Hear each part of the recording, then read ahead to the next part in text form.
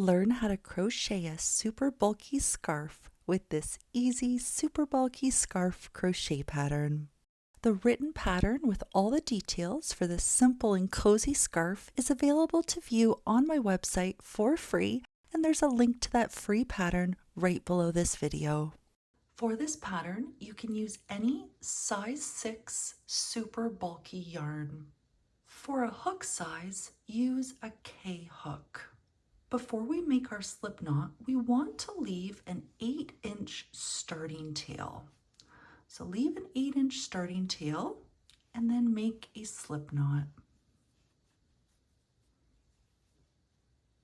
Place your slip knot on your hook and pull tight. Now we're going to chain 19. You can easily adjust the width of the scarf and make any number of starting chains. There isn't a specific multiple required. I'm going to chain 19, which creates a scarf that is approximately 8 inches wide. I do recommend waiting until you've made several rows before measuring the width. And if you want to start again, you can make any number of starting chains. You go ahead and chain 19 and come back to the video. With your starting chains now made, we can begin row 1. First thing we're going to do is work into the second chain from the hook. Here's the first, here's the second. We're going to insert our hook always when working into the starting chains under the top loop. So into the second chain from the hook under the top loop, we're going to single crochet. Working in the second chain from the hook, insert your hook under that top loop and single crochet. Here's our first single crochet stitch made. You may find it helpful to place a stitch marker in the top of the first stitch made in every row. This will help you count your stitches. Now we're going to single crochet in each chain all the way across. Working into the next chain under that top loop, we're going to single crochet.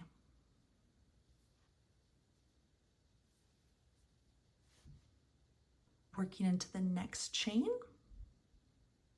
single crochet.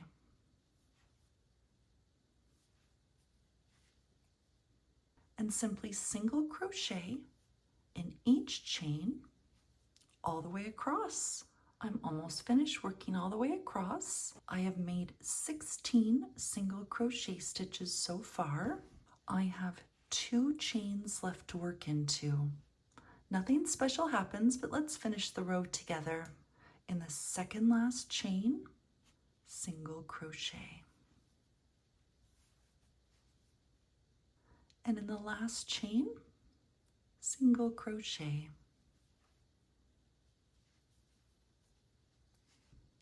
At the end of row 1, you should have 18 single crochet stitches. Here was our last stitch we just made.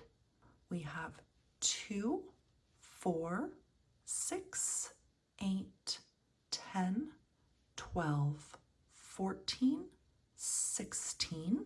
There's 17, and our last stitch is 18. To start row 2, we're going to chain 2.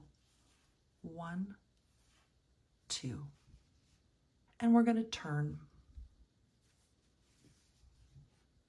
In this pattern, we're always going to work into the very first stitch. This is the stitch that's attached to these 2 chains that we just made. Into this first stitch, we're going to double crochet. Working in the first stitch, double crochet.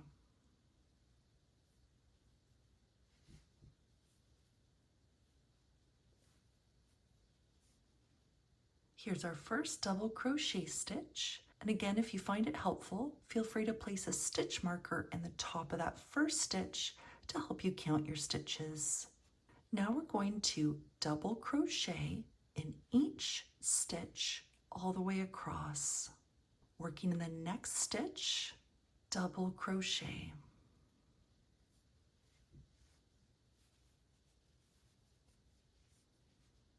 Working in the next stitch, double crochet.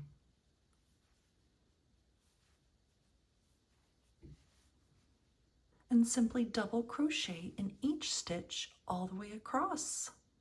I'm almost finished working all the way across. I have made 16 double crochet stitches so far, and I have 2 stitches left to work into. Nothing special happens. In the second last stitch, double crochet.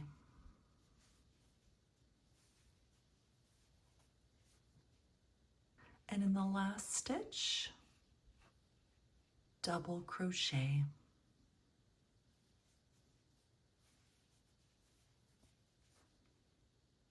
At the end of row 2, you should have a total of 18 double crochet stitches. 2, 4, 6, 8, 10, 12, 14, 16, 17, 18. The chain 2 that we made at the beginning of the row never counts as a stitch. Only count our double crochet stitches. To start row 3, we're going to chain 1 and turn. We always work into the very first stitch, and in row 3, this first stitch is attached to the chain 1 we just made. In this first stitch, we're going to single crochet. Working in the first stitch, single crochet. And now we're going to single crochet in each stitch all the way across. Working in the next stitch, single crochet. Working in the next stitch, single crochet. And simply single crochet in each stitch all the way across. I'm almost finished working all the way across. I have made 16 single crochet stitches so far, and I have 2 stitches left to work into. Nothing special happens. In the second last stitch, single crochet. And in the last stitch, single crochet. You should have a total of 18 single crochet stitches. 2, 4, 6, 8, 10, 12, 14, 16, 17, and 18. This chain 1 that we made at the start never counts as a stitch. For row 4 and on, we are going to repeat row 2 and row 3 consecutively until you reach your desired length. Let's do those 2 rows again really quickly together. We're now on row 4 and we're going to repeat row 2. Row 2 is the row of double crochet stitches. To start, we chain 2, 1, 2, and turn. We always start in the very first stitch and double crochet.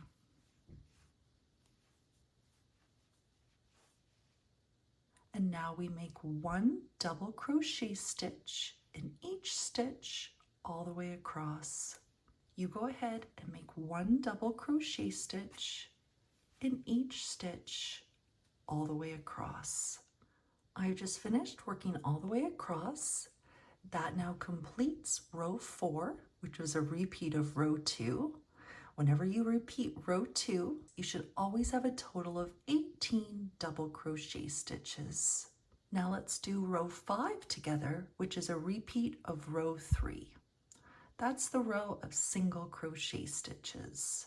To start, we chain 1 and turn. We always work into the first stitch, and in this first stitch, single crochet. And now we single crochet in each stitch all the way across. you go ahead and make one single crochet stitch in each stitch all the way across. I've just finished working all the way across. That now completes row 5, which was a repeat of row 3. Every time you repeat row 3, you should have 18 single crochet stitches. And this is all you're going to do for the rest of the pattern. Repeat row 2 and row 3 over and over again until you reach your desired size. My finished scarf was 66 inches long, which was 97 rows. However, you can keep repeating rows 2 and 3 until you reach your desired size. Please ensure you end after a repeat of row 3, which is the row of single crochet stitches. Once you reach your desired size, and for this video tutorial, I'm going to pretend that this is my desired size. I've just finished after a repeat of row 3, so we can now fasten off. Remove your hook. And just like we did at the start with the starting tail, we're now going to leave an 8-inch long ending tail. Leave an approximate 8-inch long ending tail and cut the yarn that's attached to your skein. And now pull that end through the loop that was on your hook and pull tight. And now we're ready to add the tassels.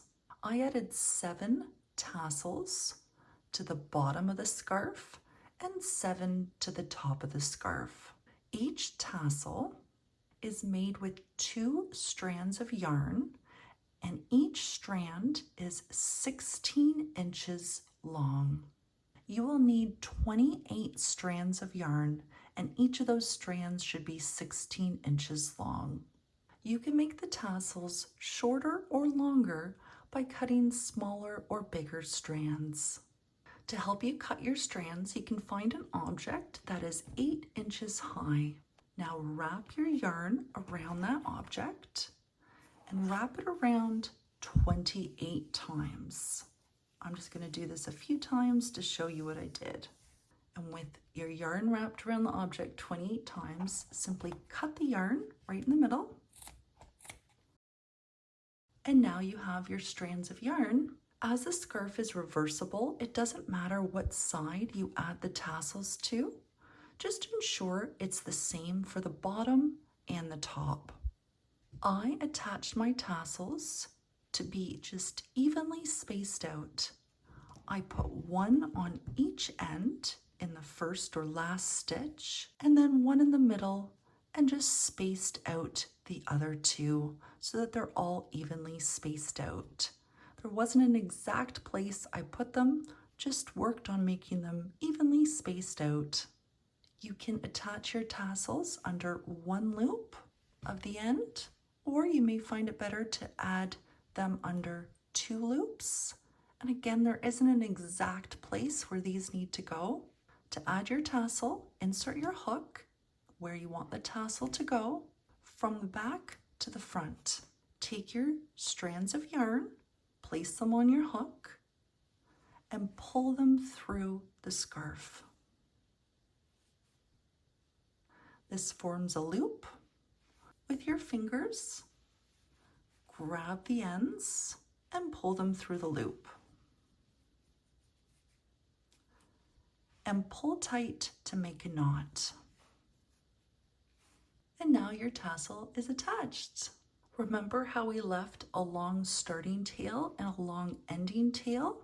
We can incorporate these tails into the nearest tassel. So if I'm making my first tassel here, insert my hook, place my strands on my hook, pull it through.